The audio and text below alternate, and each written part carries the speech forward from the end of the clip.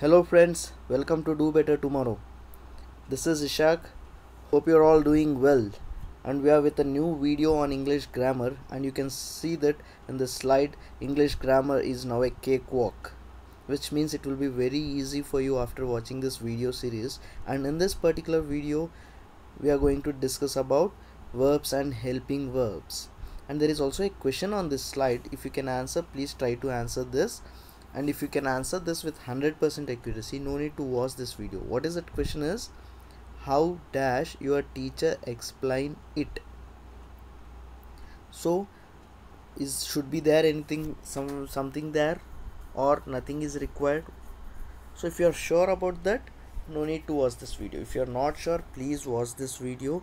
And in part 1 the basics will be discussing. In part 2 we'll be doing some exercise, and after that exercise surely you will be answering this type of question with 100% accuracy.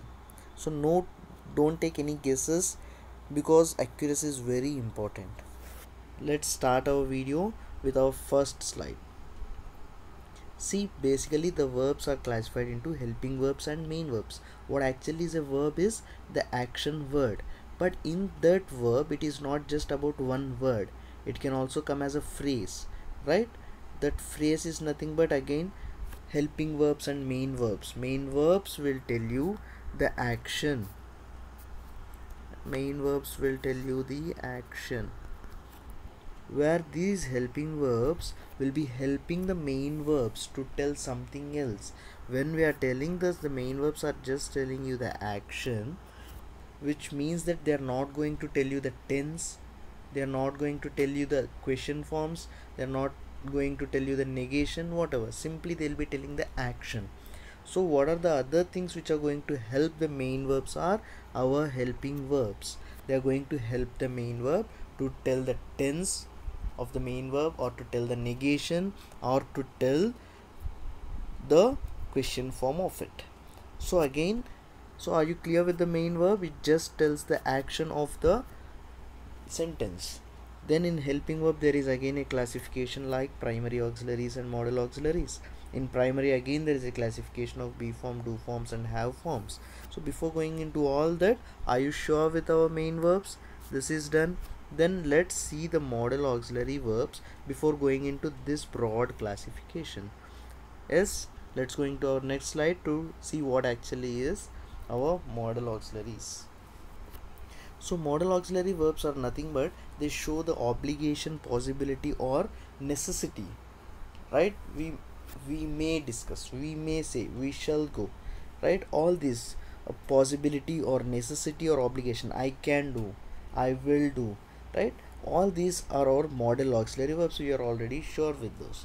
And here they are again helping some main verb called go. I will go if I say, right? They are helping the main verbs like go.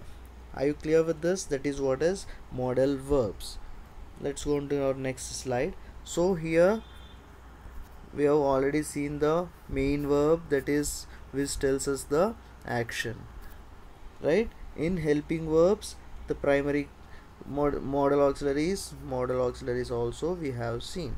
Then which modal auxiliary should be used at which time, that we'll be discussing later, because that is a broad classification again. When to use may, when to use can, this will be discussing later. Before going into that, let's first see what are the primary auxiliaries and what are the classification in them, like be forms, do forms and have forms, right? So because we have taken some question, and to answer that question we are going in that way.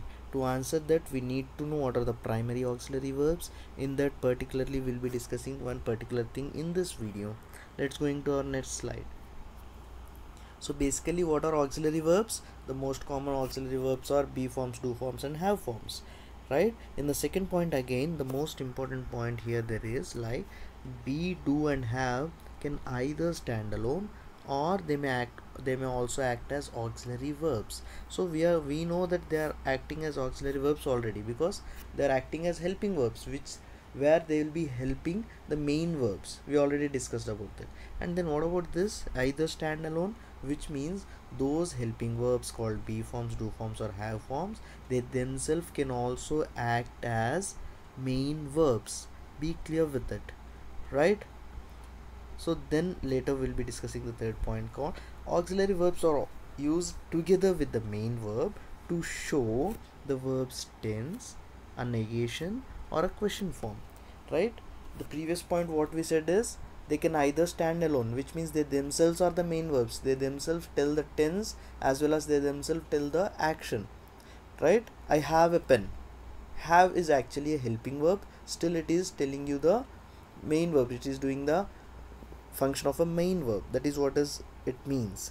And then in the third point what we are saying, if they are helping the main verb, not they are not standing alone in this case, if they are helping the main verb, then they show the verb's tense, in which tense the verb is, the action is going on in which tense, whether it is going on in present tense or past tense or future tense, or to form a negation or a question form. Is that clear? Right, then let's go into our next slide. So this is what is the classification there. Modal auxiliary verbs, we have already seen the modal auxiliary verbs like can, may, might, could, shall, should, right? Then here be forms: am, is, are, was, were, be, being, been. Three different types again in three different tenses. Be forms are also our helping verbs. And the most importantly now what we are going to discuss are do forms: do, does, and did. Right? In have forms again has, have, had. This is a different classification. Clear with this? Right? In this particular video we are going to discuss about this do, does, did, do forms. Yes? Let's go to the next slide. So this is the core point of this video. To write negation of any statement or to write a question form of a sentence, we require helping verbs. Were you aware of this point till now? We know how to write a negative statement, we know how to write a question form, but still will not be sure of this particular point. So concentrate on this. To write a negation of any statement or to write a question form of a sentence, we require helping verbs, right? Are you clear with this? Then let's go to the next slide and we'll further discuss about this. See, in simple present tense and simple past tense, except simple present and simple past, all the tense forms of a sentence have helping verbs. Yes, see, we are noticing all these things. What we have said is to write a negation or a question form, we require a helping verb. So in further discussion what we are saying is only in two different tense forms like simple present and simple past tense we are not having a helping verb. In all other forms we are having helping verbs. Let's see that all future tense sentences have will, right? Be it future indefinite or future continuous or future perfect or future perfect continuous, will be having will there. I will subscribe to this channel. So what we are saying, to write a negation we require helping verb, and yes, there is a helping verb in our future tense. So to write a negation simply we are placing not after it, as simple as that. So we require a helping verb, already there is a helping verb, simply placing not after that helping verb. Is that clear? Let's see the other one. In all continuous tense sentences we have be form of verbs. Be forms are nothing but is, am, are, was, were, be, being, been, right? So we have those. So simply what we are going to do is after that helping verb we are going to write a not, right? Are going. So simply after that be form we are simply placing that not, since, right? In the next thing, a perfect tense will have forms. Has, have, had is our helping verb. So when we have a helping verb simply we are going to place not after that helping verb.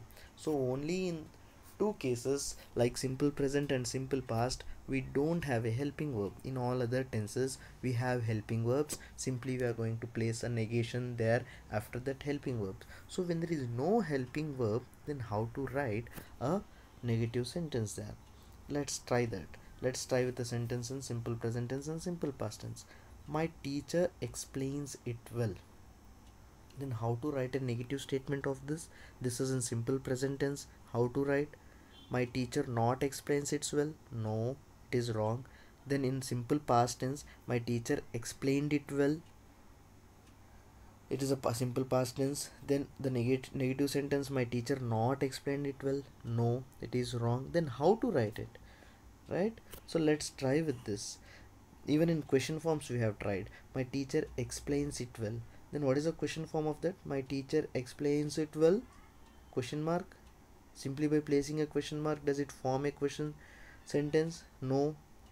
Then does my teacher explains it well? This is also we have mentioned that it is wrong. Then why it is wrong again? We are placing something like does, but still it is wrong just because of explains. This will be discussing in the part 2. Most important thing, when we place do forms again we cannot write explains or explained. Simply we have to write the base form of the verb. Just remember that base form, right? Then the right one is, does my teacher explain it well? See this, we are introducing the does. So simply I cannot write a question mark after that, but we have to introduce do forms like does my teacher. Then why does we are mentioning, we'll discuss in the next slide. Then the other type of question like WH question is, how does my teacher. See, again we are placing does here. How does my teacher explain? Is it clear? So to write a question form or a negation in simple present or simple past, we have to introduce something, right? See this. So to write a negation or question form of a sentence in simple present and simple past, we introduce helping verbs because there are no helping verbs there. We require helping verbs and there are no helping verbs. So what we have to do is we have to introduce helping verbs called do forms. Clear? So we are introducing helping verbs called do forms. Then we'll be seeing the classification of do forms. So basically do forms are do, does and did, right? We know that. But again there is a classification do, does, did, when to use what. So in present tense we use do or does. In past tense simply we use did. Clear? Simply we use did. And then when to use does or do in present tense is when the subject is singular, what we use in present tense is does. If the subject is plural, what we use in present tense is do. Then what is actually a subject? So subject is nothing but the doer of the action. We throughout this video we are discussing about the action words, right? Verbs, then helping verbs to tell the tense, whatever, right? So who does that action is the subject, right? In the previous video, in the previous slide, what we have seen is, see here in this example, my teacher, we have told that my teacher. So it is about my teacher explaining. She is the doer, right? Or he is the doer. Are you clear with this? So my teacher is our subject, which is a singular one. So that is the reason why we have used does there. Clear? Yes. So that is what we are trying to say in this particular slide. When our subject, when our doer of the action, when the doer of the action is singular, in present tense we have to use does. If the subject is plural, in present tense what we use is does. There is no confusion in past tense. Simply for both singular and plural we use did. Is this clear with you? Yes. Shall we see this again? See, to write a question form, here we are trying to write a question form, right? In this question form, my teacher, which is a singular one, so I am trying to write does, which is the singular one in present tense of this question form. See, again, don't confuse that. Always in simple present tense there should be a question form, there should be does or do or something, right? When we write some question form or when we write a negation, we are going to use this, and it depends, do or does depends on this particular subject which does the action. So my teacher, which is a singular one, so we are trying to write does. Are you clear with this? Yes. If not, please go back and again you listen this. If you're not sure of this, we'll make lot of questions on this, we'll do an exercise on this topic, and there is a lot of discussion still more in the coming video. Right, thanks for watching guys. Stay tuned to do better tomorrow and subscribe to this channel, and thank you all. See you.